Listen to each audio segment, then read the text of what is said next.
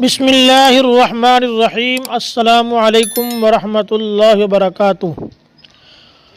آج میں بہت ہی خوبصورت عنوان پر لب کشائی کرنا چاہتا ہوں، اور وہ یہ ہے کہ انسان اپنی زبان کی حفاظت کرے۔ حضرت ابو سعید خدری رضی اللہ تعالی عنہ فرماتے ہیں کہ ایک آدمی رسول کریم صلی اللہ علیہ وسلم کی خدمت میں حاضر ہوا۔ کہنے لگا، یا رسول اللہ، مجھے کوئی نصیحت فرما دیں۔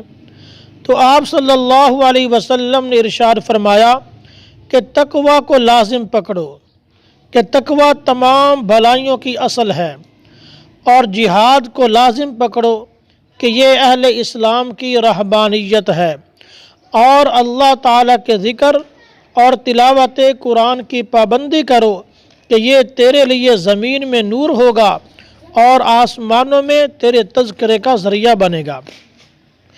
اور کلمہ خیر کے سوا اپنی زبان کی حفاظت کر کہ اس کی وجہ سے تو شیطان پر غلبہ پا لے گا۔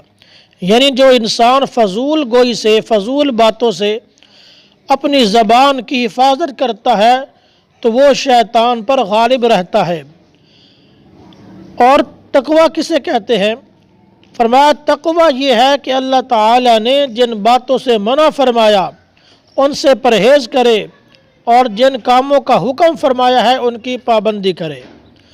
جس نے ایسا کر لیا تو گویا تمام نیکیاں اور بھلائیاں جمع کر لی۔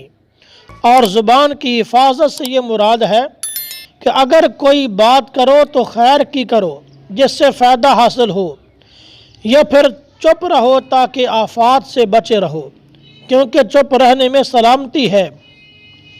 اور یہ بھی جان لو کہ شیطان پر غلبہ خاموشی ہی کی وجہ سے حاصل ہوتا ہے۔ لہٰذا ہر مسلمان کو چاہیے کہ اپنی حفاظت، اپنی زبان کی حفاظت کرے تاکہ شیطان سے بچا رہے اور اللہ تعالیٰ کی طرف سے بھی اس کی پردہ پوشی ہوتی رہے۔